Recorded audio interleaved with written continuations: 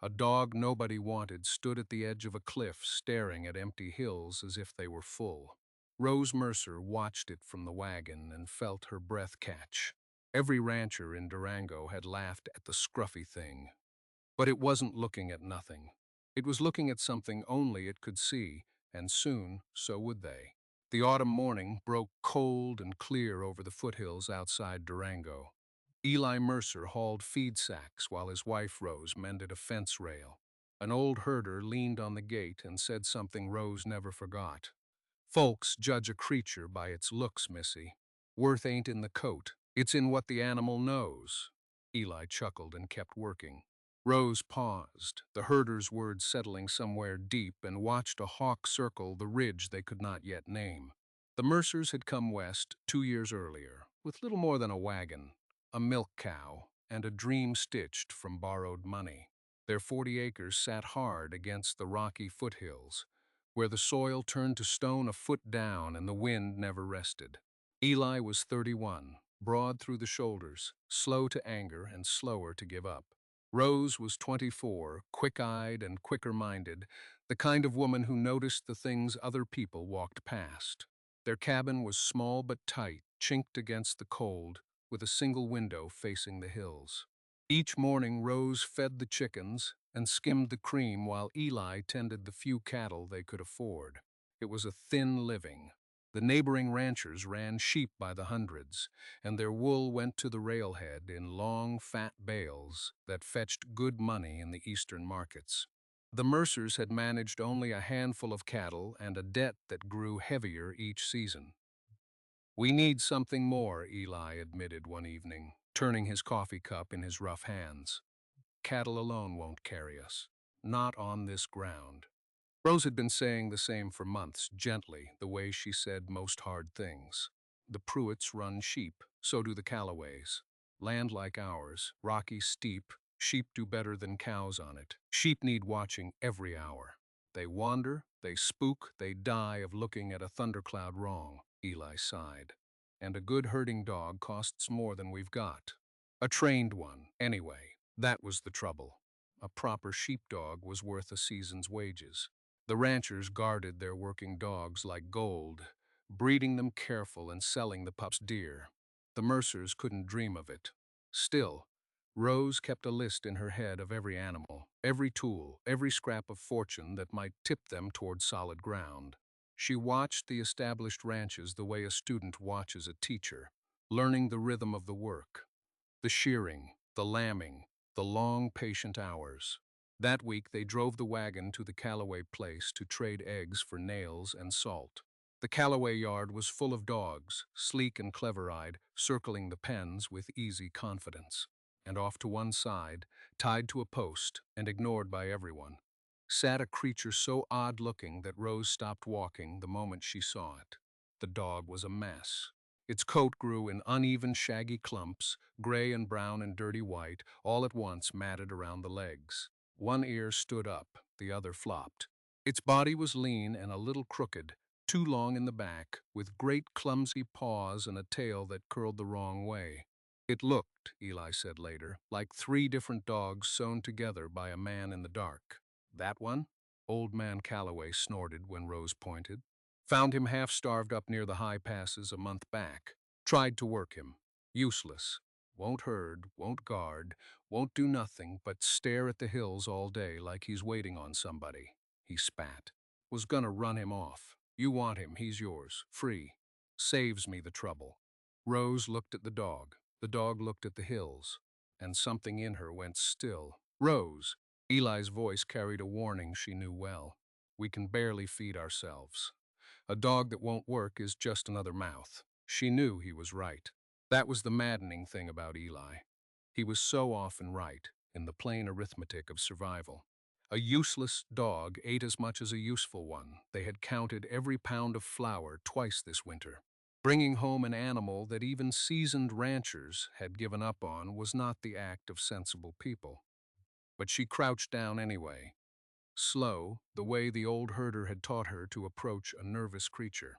The dog turned its mismatched eyes toward her. It did not cringe or growl.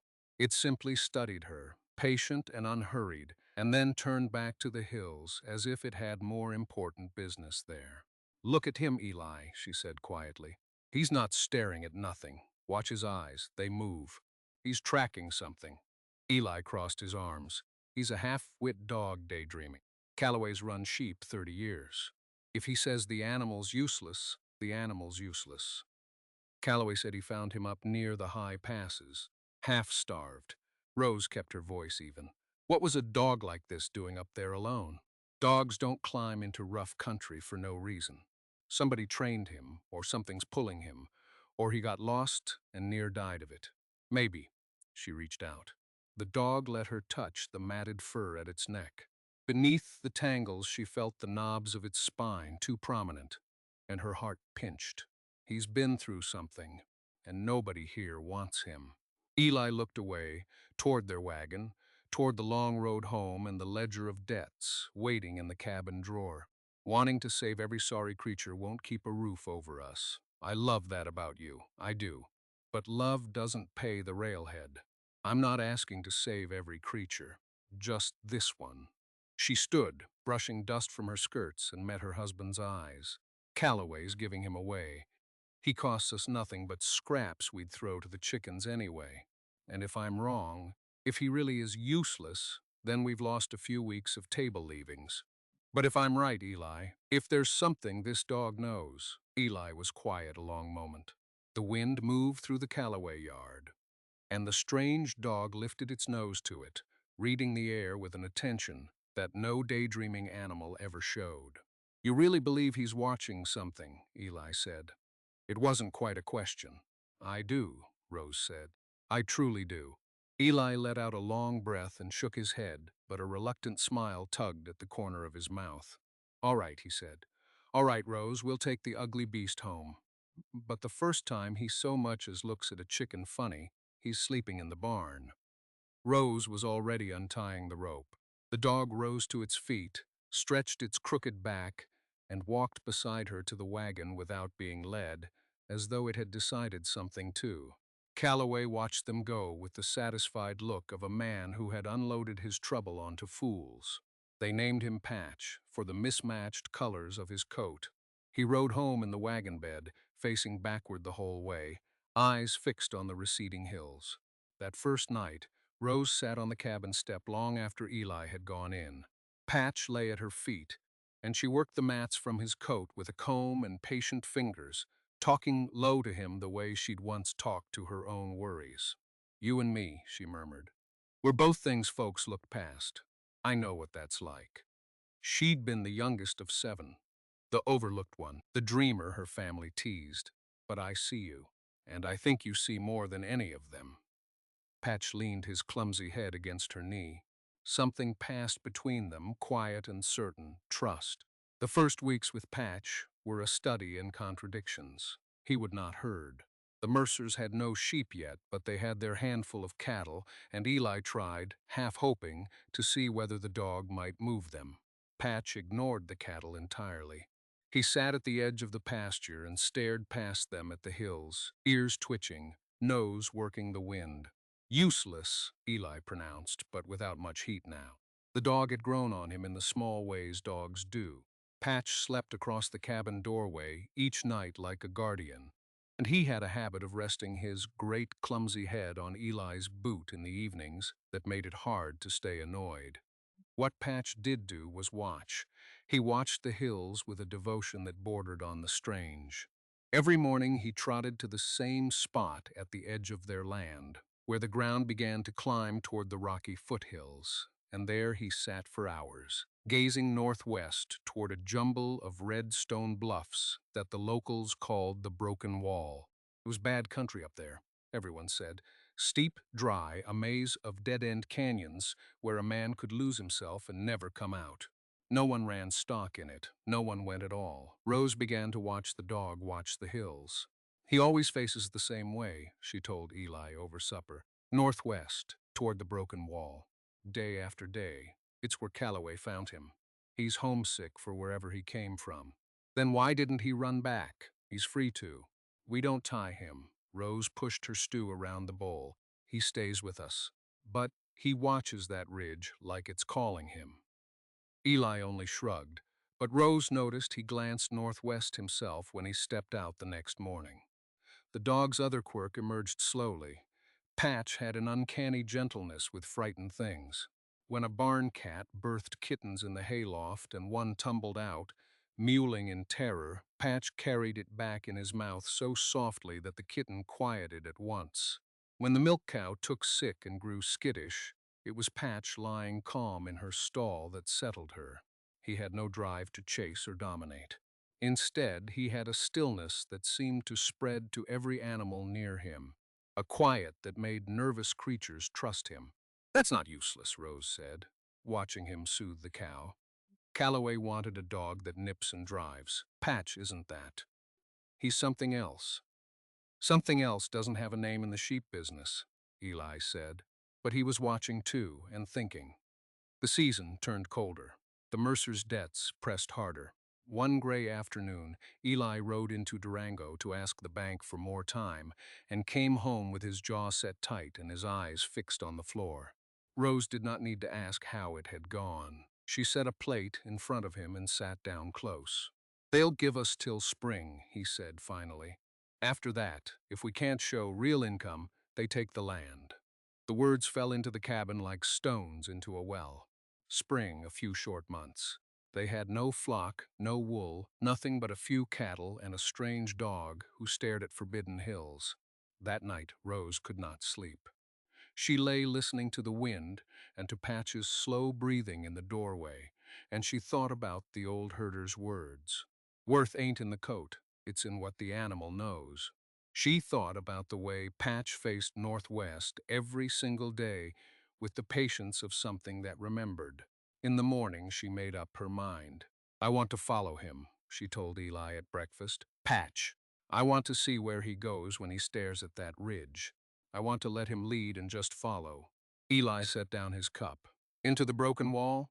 Rose, that's a death trap up there. Folks have gone in and not come out.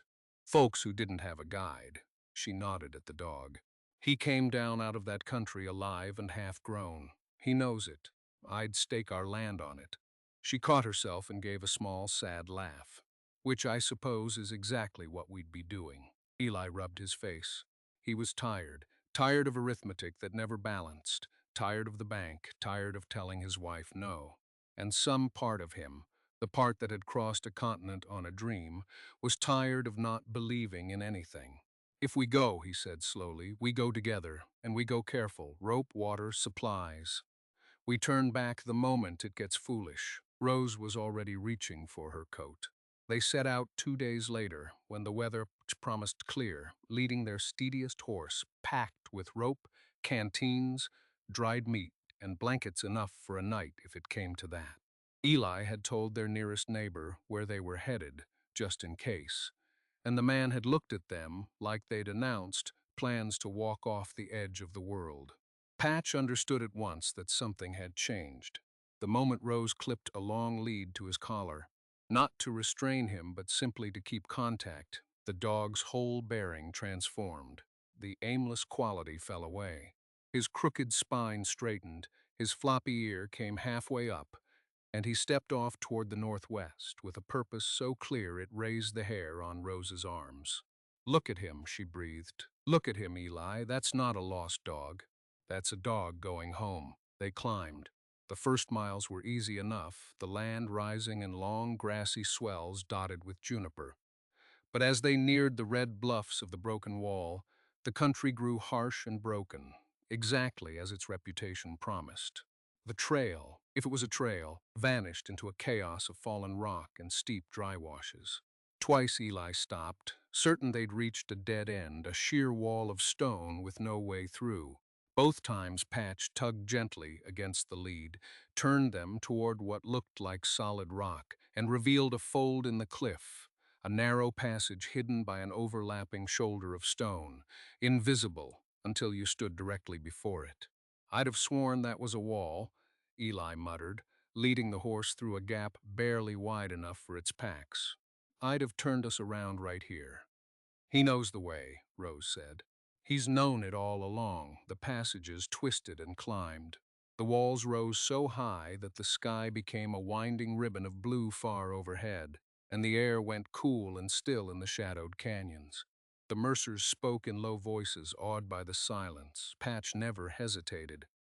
At each branching of the rock he chose without pause, threading them deeper into the maze that had swallowed lesser travelers. The sun climbed past noon, their water dropped. Eli began quietly to calculate how long they could safely continue before turning back, and Rose saw the worry growing in his face. "A little farther," she said. "Please, look how sure he is." And then Patch stopped. They had come to the narrowest passage yet, a slot in the rock, where they had to lead the horse through sideways, Eli's shoulders nearly brushing both walls at once. Ahead, a brightness grew, the canyon opening to something beyond. Patch quivered at the end of the lead, every muscle taut, his nose lifted high, reading a scent that made his whole body tremble with recognition. He let out a single low sound, almost a whimper, and pulled them forward into the light. The slot canyon ended, the walls fell away, and the Mercers stepped out onto a low rise and stopped, struck silent. Every thought emptied from their heads by what lay before them. A valley, a hidden valley cupped entirely within the rocky peaks, perhaps 2 miles long and a mile wide, invisible from every direction outside its ring of stone. But it was not the dead, dry country of the Broken Wall's reputation. It was green. A spring-fed stream wound down its center, clear and steady, fed by some underground source in the high rocks, branching into little rivulets that kept the whole valley floor lush. Grass grew thick and tall, rippling silver-green in the breeze. Wildflowers spread in drifts of yellow and blue. Cottonwoods and aspens clustered along the water, their leaves catching the light. After the harsh red maze they had just crossed, it was like stepping into another world entirely, a secret garden walled off from the dry, hard land beyond. "My word," Eli whispered. "Rose, my word." But it was Rose who saw them first. "Ellie," her voice shook. "Ellie, look there." And there, scattered across the green valley floor, grazing in loose clusters along the stream, dotting the gentle slopes, were sheep, dozens of them. Then, as her eyes adjusted and picked them out from the grass, more than dozens, wild and woolly, their fleece grown long and tangled from seasons untended, but unmistakably sheep, a whole flock living free in this hidden green heaven, watered by the stream, fed by the endless grass, protected by the encircling walls of stone. Patch sat down at Rose's feet, his tongue lolling, his mismatched eyes sweeping the valley with the deep contentment of a creature that had finally, after long wandering, come home. He had not been staring at nothing. He had been remembering this. For a long moment, neither of them could speak. Then Eli laughed, a startled, joyful, disbelieving sound that bounced off the canyon walls. "Sheep," he said, "a whole flock of sheep, free for the taking. Grass enough for 1,000 head, water that never quits." He turned to Rose, his face transformed. "Do you understand what this is? This is everything. This is the ranch. This is the bank paid off and 10 years besides." Rose knelt and wrapped her arms around Patch's shaggy, mismatched neck, and the dog leaned into her, solid and warm. "You knew," she whispered into his fur. "You knew the whole time. They all looked at you and saw nothing. And you knew where the whole world was hiding." Patch thumped his curled tail against the grass. "The trouble with a miracle is that the work of keeping it begins the very next morning." The Mercers spent that first night in the hidden valley, too thrilled and too daunted to sleep much. By firelight, they took stock of what they'd found and what it would take to make it theirs. The sheep were wild now, skittish and scattered, descended, Eli guessed, from animals lost or abandoned by some earlier herder, perhaps years before, who had stumbled on the valley and then died or moved on without ever bringing them out. They had multiplied in their walled paradise, untended, growing half feral. "We can't just walk them out," Eli said, prodding the fire. "Not through that slot canyon. They'd scatter into the rocks, and we'd lose half of them, and the half we kept would bolt the first chance they got. Wild sheep don't drive like tame ones." "Then we don't drive them," Rose said. "Not yet." We gentle them first, here, where they're calm. She glanced at Patch, curled by the fire. And we have help. That help proved its worth at dawn. The Mercers had no idea how to begin moving a flock of wild sheep, and their first clumsy attempts sent the animals bolting in panic toward the far end of the valley. Eli ran, waving his hat, accomplishing nothing but more chaos. The sheep scattered into the cottonwoods. Then Patch went to work. It was nothing like the sharp, nipping drive of the Callaway dogs. Patch did not chase. He simply walked, slow, low, unhurried, placing himself with uncanny instinct exactly where he needed to be. He did not frighten the sheep. He reassured them. He moved into their panic like a calm current moving into rough water. And where he went, the animals settled. Within an hour, he had drifted the scattered flock back into a loose, quiet bunch near the stream, and the sheep stood placid, no longer bolting, watching the strange, gentle dog with something close to trust. Eli leaned on his knees, breathing hard, and stared. I've never seen anything like that. Callaway's dogs would have run them ragged. He just asked them. He's not a driving dog, Rose said softly, understanding flooding her. He's a gathering dog, a guardian, the kind they bred long ago, before the nippers. He keeps a flock calm and whole. That's why he was useless to Callaway. Callaway didn't have anything for him to guard. She watched Patch settle among the sheep like a shepherd of old. He's been waiting his whole life for a flock to keep, and here they were, the whole time waiting for him. But knowing what to do and doing it were different mountains. The work that followed was the hardest the Mercers had ever known. They could not abandon their cabin and cattle entirely, so they fell into a brutal rhythm, days in the valley gentling the flock, then the long, hard trek back through the slot canyon to tend the home place, then back again. The trail through the broken wall was punishing. They wore ropes raw guiding the pack horse, learned every twist of the maze, marked the hidden passages with little stacked stones so they would not lose the way. Winter pressed closer. The first hard snow nearly trapped them in the canyon overnight, and they came stumbling out, half frozen, the horse trembling. Eli's hands cracked and bled from the cold and the rope. Rose's back ached from hauling supplies up the steep passages. They had found their salvation, but it lay behind miles of the most unforgiving country in the territory, and the bank's spring deadline loomed over every exhausted day. "We can't bring enough out before spring," Eli admitted one night, slumped at the cabin table, his voice hollow with fatigue. "Not at this rate. A few head at a time through that canyon. We'll never gather a real flock in time. The bank wants to see income, real wool, real money by spring. We've got wild sheep in a valley we can barely reach." He pressed his palms against his eyes. "We found a fortune we can't carry home." Patch laid his head on Eli's boot. Outside, the wind rose, and somewhere beyond it, the hidden valley waited, green and full and just out of reach. Word somehow began to leak. It started small. A trapper saw the Mercers coming down out of the broken wall, with wool caught in their packs, and mentioned it in town. Then a hand at the feed store noticed Eli buying more shears and fencing wire than a few cattle could ever need. People talked. And in a country where land and stock were everything, talk traveled fast.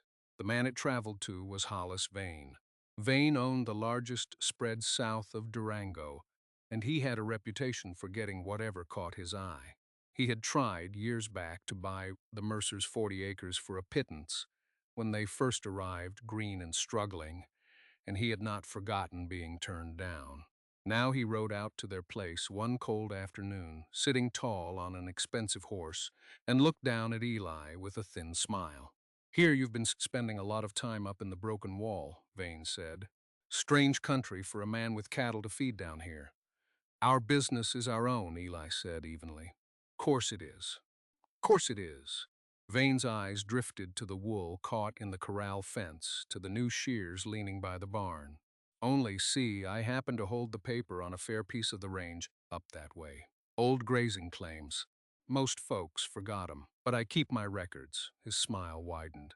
"If a man were to find something valuable up in those hills, say, On land that touches my old claims, well, there'd be a question of who it rightly belongs to. Courts are expensive things. Slow, too. A small outfit like yours could bleed dry just paying lawyers, long before any judge decided a thing. Rose had come to stand in the cabin doorway, and she felt the threat land like cold water. Vane didn't know exactly what they'd found, but he knew it was something, and he meant to take it or tangle them in courts until they lost everything fighting to keep it. The valley's not on any claim of yours, Rose said, though she didn't truly know the boundaries. It's wild land, free range, maybe. Vane gathered his reins, maybe not. Be ashamed to sink everything you've got into proving it, only to find out you were wrong. The bank's already breathing down your necks, I hear. He tipped his hat. Offer still stands on this place, fair price. You could walk away clean, instead of losing it all twice over. He rode off without waiting for an answer, leaving the threat hanging in the cold air. That night the cabin was very quiet. He can't really take it, Eli said, but his voice lacked conviction. Can he? I don't know. Rose stared into the fire. Maybe his old claims are worthless. Maybe they're not. But you heard him. He doesn't have to be right. Just has to drag us into court long enough to break us. We can't afford a single lawyer, let alone a fight that drags on past spring. She wrapped her arms around herself. And if the bank takes the land before we ever prove the valley's ours, then it won't matter who's right. We'll have nothing left to fight with. The walls seemed to press inward. They had crossed a wilderness, found a hidden paradise, gentled a wild flock, and now a wealthy man with a grudge and a stack of old papers might unravel all of it without ever setting foot in the valley. The days that followed were grim. Eli pushed himself harder, trying to bring more sheep out, and the strain showed. Then disaster. Hurrying a small bunch through the slot canyon in failing light, he slipped on wet rock and went down hard, twisting his ankle so badly he could barely walk for a week. The sheep he'd been moving scattered back into the maze. Now even the slow trickle of progress halted. Eli sat by the fire with his swollen foot propped up, his face dark with a despair Rose had never seen in him. We reached too high, he said quietly. We're not big enough for this. Maybe Vane's right. Maybe we take his money and walk. Rose said nothing. But Patch Rose crossed the room and pressed himself against Eli's chest, and the man buried his face in the shaggy, mismatched fur. The blow that broke them came 3 days later. A rider brought a notice from the bank, delivered early. Hollis Vane, it seemed, had quietly bought up the Mercer's debt from the bank, paid it outright, and now held the note himself. The letter was cold and brief. The loan was called due in full, immediately. Payment in 30 days or forfeit of the land. 30 days, not until spring.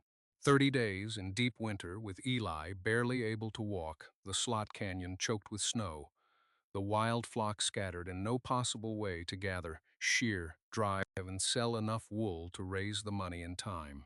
Vane had not needed the courts at all. He had simply bought the rope and handed them the noose. Everything was lost.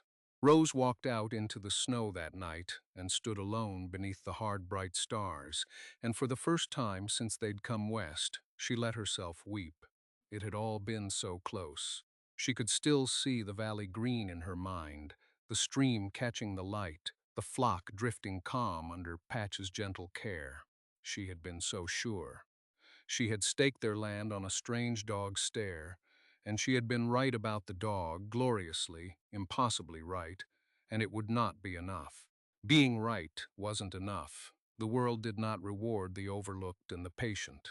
It rewarded men like Vane, who took what they wanted because they had the money to take it.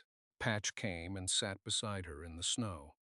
She looked down at him, at his crooked back and mismatched ears, this animal that every rancher in the county had dismissed as worthless. They had been so certain of his uselessness, and they had been so completely, blindly wrong. Folks judge a creature by its looks. Worth ain't in the coat, it's in what the animal knows. The old herder's words drifted back to her. And standing there in the freezing dark, something shifted in Rose's mind. Slow at first, then quickening. Everyone had judged Patch by his looks and missed his worth. Everyone had judged the broken wall by its harsh face and missed the green valley hidden inside. Everyone judged the Mercers as too small to matter. Everyone had been looking at the wrong thing. And Vane was looking at the wrong thing, too. Rose ran back inside, snow melting in her hair, her eyes blazing. Eli, wake up.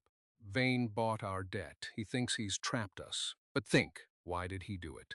Because he believes the valley's worth more than the debt. He's betting on it being ours to lose. She knelt by his chair, gripping his hands. He showed us his whole hand. He doesn't want our 40 acres. He wants what's in those hills, and he just proved he believes it's real and it's ours. Eli stared at her. I don't understand. Rose smiled, fierce and certain. We don't fight Vane. We make him our partner. On our terms. And Patch is how.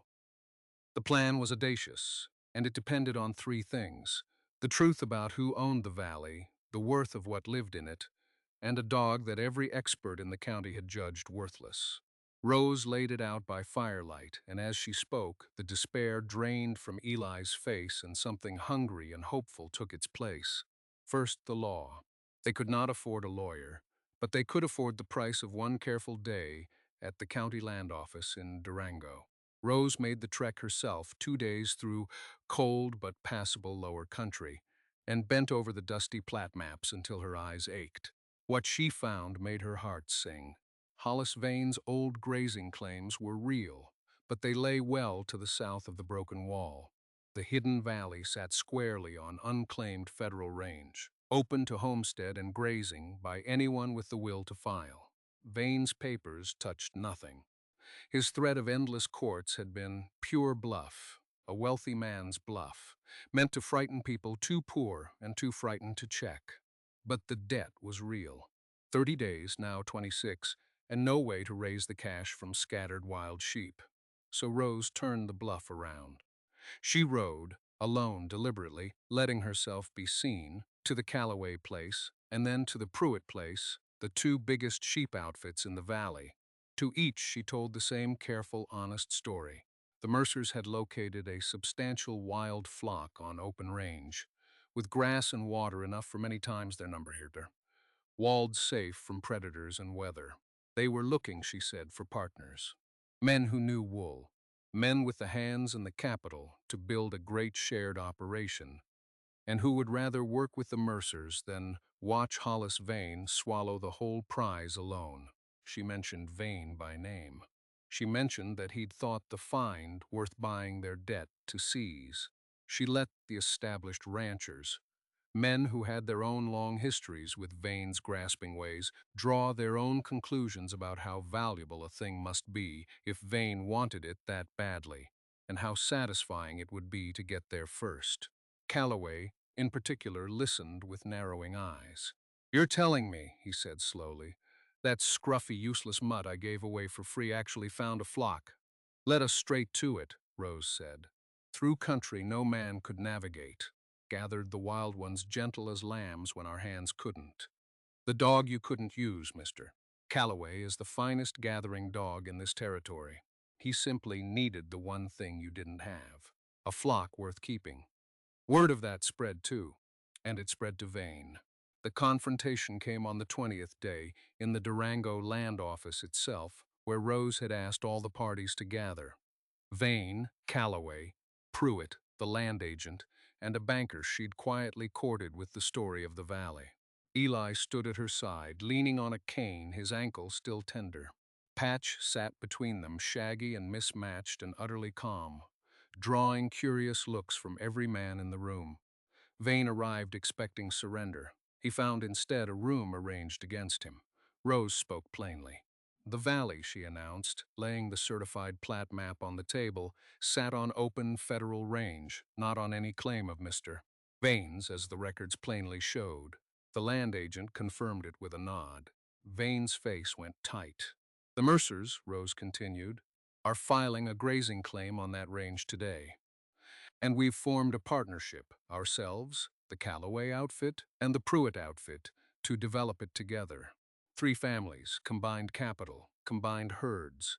The wild flock gentled and shorn, the wool brought to market by men the business." She turned to the banker. The projected first-year clip alone, from a flock that sighs on grass that rich, will pay our debt several times over. Which means, Mr. Vane, that the note you bought will be paid in full, on time, with interest. You'll make your money back. Nothing more. The room was silent. Vane looked from the map to the certified records, to the row of established ranchers. Men with money and standing, now arrayed as the Mercers' partners. His bluff was not merely called, it was buried. He could fight three powerful families and a documented federal claim in court, and lose and look the fool. Or he could take his money back and walk away.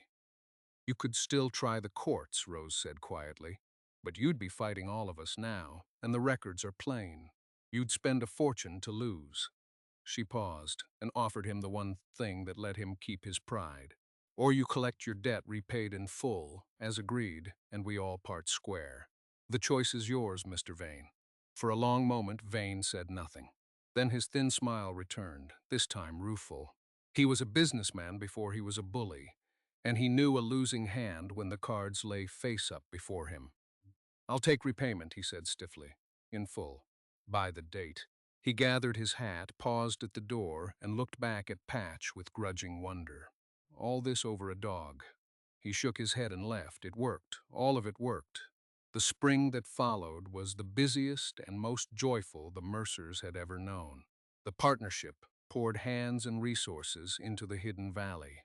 They widened the Slot Canyon's worst pinch points, built a proper marked trail, raised pens and shearing sheds among the cottonwoods by the stream. And at the heart of it all worked Patch, gathering the flock each morning with his slow, gentle certainty, keeping the wild sheep calm through shearing, guarding the lambs at night. The Callaway hands, who had once called him useless, now watched him work with open-mouthed respect.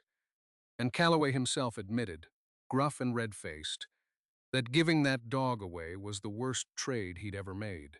The first season's wool came down out of the broken wall in long fat bales, and sold at the railhead for more money than the Mercers had ever held.